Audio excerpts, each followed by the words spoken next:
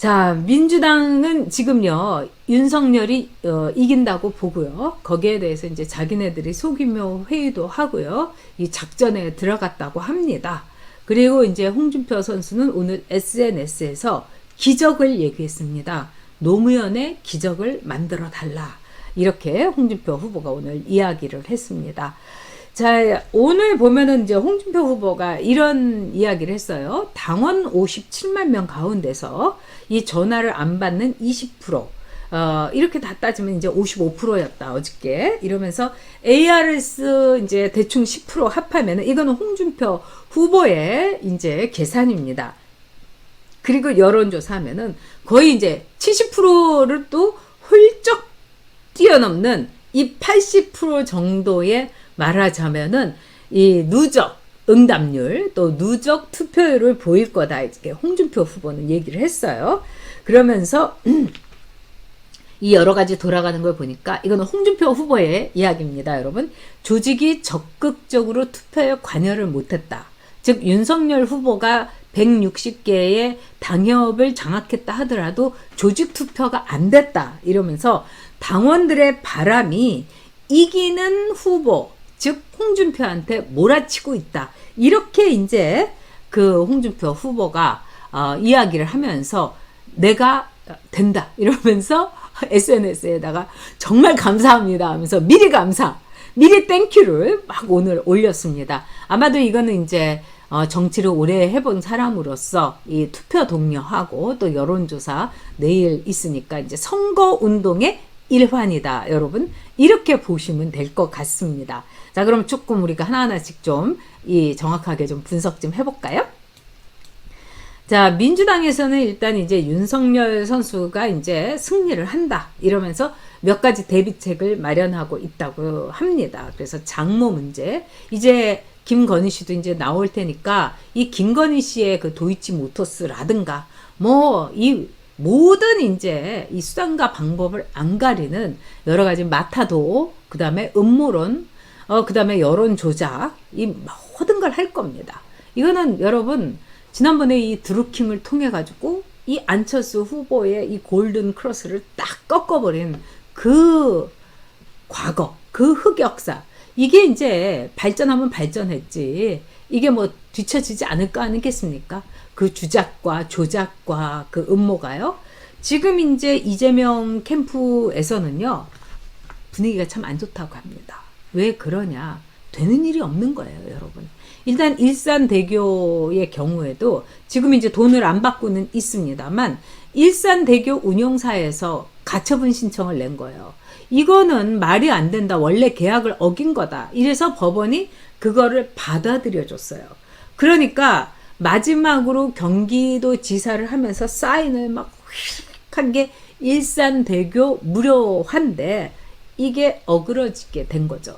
거기다가요, 여론조사에서 67%가 대장동은 이재명 책임이다, 이렇게 나온 거예요. 그리고 이제 뭐 김만배라든가 또 여러분이 아시는 남욱이라든가 이런 사람들 지금 구속영장이 이제 다시 또 이제 청구가 됐고요. 거기다가 이제 유동규 같은 경우에 배임 혐의가 들어가게 되면 지금 그걸 잘라버리려고 민주당에서 난리가 난 거죠. 그 다음에 또 두 번째는 뭡니까? 기본소득. 지금 송영길이가 막 홍난기 갖고 얘기를 하고, 지금 이제 정말 정신 제대로 갖고 있는 사람은 유승민이 말한 대로 김부겸이가 돈이 어디 있냐고, 기본소득, 재난지원금 또 어떻게 주냐고, 재난지원금 못 준다, 이게 김부겸이 얘기예요. 거기도 정말 이미 아수라장입니다. 그런데 이 기본소득이 이재명의 공약이기 때문에 지금 청와대라든가 당에서는 어떻게든지 주물러 터트려 갖고 기본소득을 만들려고 합니다. 그런데 오늘 나온 조사 가운데서 우리 국민들의 67%가 기본소득을 반대했는데 제일 많이 반대한 층이 누군지 아세요? 20대였어요, 여러분. 저 이걸 보고 우리나라에 희망이 있다, 이런 생각이 들었습니다. 어쨌든 민주당은 이제 윤석열이 이길 걸로 자기네 자체 판단이라든가 또 이제 여론조사도 이제 다 돌려받겠죠. 그래가지고 대비책을, 아주 사악한 대비책, 아주 악랄한 대비책을 이제 마련하고 있겠죠. 그래서 오늘 아주 바쁘게 움직였다고 합니다. 그러니까 어저께만 해도 이러지 않았는데 오늘 이렇게 움직인 걸로 보면 이제 사태 판단이 이 민주당이 이제 다 났다. 여러분 이렇게 보실 수가 있는 거죠. 그리고 이동형, 여러분 YTN 라디오에서 뭐 이 MC를 보고 있는 이동형이 또 뭐라고 했느냐. 이 윤석열이 이긴다고 본다. 그리고 민주당 안에서의 소스를 나도 이렇게 들어봤는데 윤석열의 승리로 본다. 이렇게 얘기를 하고 있답니다. 또 박시영 씨, 이 박시영 씨가 이제 윈지 컨설팅에 있었던 사람인데 지금 이재명 캠프에 가 있죠. 근데 이 사람도 윤석열의 승리를 예상을 했어요. 그래서 뭐 여론조사 기관이라든가 이런 데서도 뭐 엇갈리고 있습니다만 여론조사에서도 박시영이가 윤석열의 승리를 예상했다는 건 굉장히 의미심장한 거죠. 자, 그래서 일단 반문연대로 이번 선거가 치러질 거다. 이렇게 일단 예상을 한다고 합니다. 여러분 참 오늘 G20에서 문재인이 봤습니까? 문재인이가 이렇게 있는데 두리번 하는데 문재인이 옆에 막 사람들이 있는데 마크롱이 이렇게 지나가는데 문재인은 그냥 패싱이에요. 완전히 무슨 투명인간 취급하고 다른 사람하고 막 이렇게 악수를 하는 거예요. 마크롱이 싹 피해갖고. 그러니까 문재인이 막 두리번 나한테 혹시 이렇게 악수할 사람 없나 하면서 거기서 멀찍이 있는 거예요. 정말 낯뜨겁고 창피하더라고요. 제가 보기에는요, 이 마크롱 대통령이 왜 문재인을 그렇게 패싱했을까요? 마크롱은요, 인권의 문제, 북한 인권의 문제에 대해서 굉장히 민감합니다. 근데 지난번에 북한에 대해서 제재 풀어달라고 그러니까 마크롱이 프랑스 갔을 때 문재인 눈앞에서 그랬잖아요. 넝! 이랬잖아요. 안 돼! 이렇게 얘기한 겁니다. 그러니까 이제 어떻게 보면 이제 쟤는 끝나내고 그 다음에 내 마음에도 들지도 않아. 그러니까 문재인은 놈 나쁜 놈 이상한 놈이야 뭐 이렇게 생각한 거 아닐까 이런 생각이 듭니다. 자, 그래서 이제 다음 선거는 반문연대로 치러지게 된다. 그리고 문재인 지지율이 점점 내려가고 있어서 이거를 굉장히 유의미하게 보고 있다고 합니다. 그리고 지금 이제 37%, 35%뭐 이렇게 문재인 잘한다가 나오고 그 다음에 문재인 부정 진짜 못한다가 뭐 58%뭐 60%뭐 이렇게 가기 때문에 거의 더블 되는 거는 시간 문제다. 자, 그렇다면 우리는 뭘 갖고 선거를 치르냐. 그래서 지금 그게 민주당의 최대 고민이라는 거예요. 거기다가 이제 안철수가 출마를 선언을 했죠. 그런데 안철수는 이미 문재인하고는 진짜 다시는 만날 수 없는 강을 건넌 거예요. 그러면 우리가 심상정의를 어떻게든지 꼬셔가지고 해야 되는데 심상정의가 오늘도 끝까지 대선 완주하겠다 이렇게 얘기했어요. 근데 반면에 안철수 후보는 어저께 대선 완주와 정권 교체 어느 게 중요하냐, 어느 게 당신의 우선순위냐 이럴 때 정권 교체라고 대답을 한 거예요. 그래서 민주당에서 지금 아주 아이고 머리 아파 뭐 이런 상태라고 합니다. 자, 이런 상황 속에서 이제 무야홍 홍준표 후보는 지금 이제 승리를 막 이렇게 예상을 이미 하고 나는 이겼다 이러면서 이제 자기의 지지자들을 막 독려를 하고 있습니다. 자, 오늘 SNS에 홍준표 선수가 올린 글 여러분과 함께 보도록 하겠습니다. 자, 홍준표 후보는요 80%의 투표율을 기대한다 이러면서 80%가 되는 거는 기적이다 그러면서 기적을 확신한다 이렇게 막 뜨겁게 얘기를 했습니다. 그러면서 2002년에 노무현처럼 경선을 낙관한다. 경선의 기적. 노무현 돌풍이 불었죠.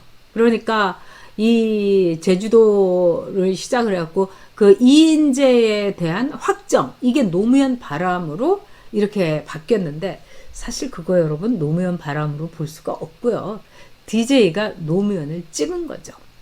자기가 실종했고 홍삼 트리오 이 자식들이 너무 돈 많이 헤쳐먹고 이러니까 DJ의 이 정치공학적 매우 절묘한 그 두뇌가 경상도에서 뽑아야 된다. 경상도에서 뽑아가지고 우리가 대권을 이어야 된다. 정권을 이어야 된다. 그런데 가장 거기에 좋은 후보가 노무현이었던 거죠. 사실 노무현은 YS의 이 키즈라고도 볼 수 있어요. 그리고 노무현이 여러분들께서도 소개해드렸던 여보 나 좀 살려줘 뭐 자기 자서전에도 돈 얘기가 나와요. YS한테 자기가 돈 받았는데 정말 원 없이 받아서 원 없이 썼다. 이거 본인이 그렇게 쓴 거예요, 여러분. 그런데 이제 DJ는 돈에 대해서는 아주 지독했죠. 네, DJ의 돈에 대한 얘기는 이루 말할 수가 없는데 오늘 한가하게 그런 얘기 하기는 좀 그렇고요. 자, 그래가지고 2002년에 노무현의 기적, 그래서 경선 이 홍준표가 먹는다 이렇게 얘기를 하면서 아무도 예상치 못한 기적이 현실로 나타날 거다. 이렇게 그 홍준표 선수가 진짜 목에 이렇게 피를 토하듯이 오늘 SNS를 했더라고요. 제가 그걸 보면서 이제 많은 생각을 했습니다. 이 홍준표라는 정치인은 정말 왜 독후단에, 그러니까는 아주 나홀로 있는 종자, 내지는 독고다이, 막 독대, 1대1로 하는 것처럼 이 대중 정치인으로서는 상당히 이렇게 좀 샤이한다고 이렇게 수줍어하기도 하고 사람들하고 이렇게 만나는 걸 그렇게 좋아하질 않아요. 그래서 선거운동 안 하고 자기 사무실에서 막 이렇게 있을 때도 있고, 그래서 지금 이제 이 선거 후원 회장인 그 부인이 이순삼 씨가 다 선거운동을 했을 정도예요. 그리고 조직관리도 이순삼 씨가 하고 이랬는데 그 홍준표 후보가 요즘 들어서는 그냥 사람들만 보면 막 악수하자고 덤벼들고, 그 다음에 이제 며칠 전에 서문시장에서 딱 이제 이 땅바닥에서 이제 큰절을 하지 않았습니까? 이거는 홍준표 선수로서는 아마 처음 있는 일이었던 것 같아요. 사실 사람들하고 악수하는데도 이렇게 아이 컨택을 안 해요. 그래서 대충대충 합니다. 그런데 큰절까지 하면은 진짜 홍준표가 엄청 급했고 절절하고, 그 다음에 이제 내 인생의 마지막이다 뭐 이렇게 생각한다는 그런 여러 가지 이제 해석들이 일선 기자들한테 있었더라고요. 와, 뭐 땅바닥에 엎드려갖고 절까지, 야, 홍준표 급했구나. 그렇습니다. 그래서 이 홍준표 선수가 진짜 뭐라고 할까요? 마지막으로 그러면서 이 노무현의 기적을 제발 보여달라. 그래서 오늘은 이제 홍준표 선수가 내가 이겼다 이렇게 얘기하면서 미리미리 감사합니다. 제가 이겼습니다. 뭐 이렇게 얘기하지만 그거보다는 제가 볼 때는 이 홍준표 후보가 이 상황을 자기도 이제 감이라는 게 참 정확해요, 여러분. 그리고 이 아무리 아슬아슬한 정말 서울 선거가 뭐 500표에서 1000표로 왔다 갔다 하더라도 이길 사람은 이렇게 감이 옵니다. 그런 점에서 제가 볼 때는 홍준표 선수의 그 위기의식이 이렇게 나타난 게 아닌가 이런 생각이 듭니다. 자, 어쨌든 우리는 함께 가야 됩니다. 그리고 뭐 윤석열, 홍준표, 원희룡, 유승민 또 이제 이번에 3위가 누굴까도 참 궁금한 것 같아요. 그러니까 이 선거라는 건 참 재밌는 게 우리가 이제 2차 컷오프일 때 다른 건 모르는데 3등은 알 것 같다 뭐 이랬잖아요. 그런데 지금요 3등이야말로 누가 될지 진짜 모르는 그런 상황이 됐습니다. 그래서 여러분들께서도 네, 지금 막 글 올려주신 거 보니까 진짜 재밌는 글들이 많이 올라오고 있습니다. 자, 민주당 예상은 윤석열이다. 홍준표 2002년에 노무현의 기적을 네 보여주십시오. 이렇게 호소를 했습니다.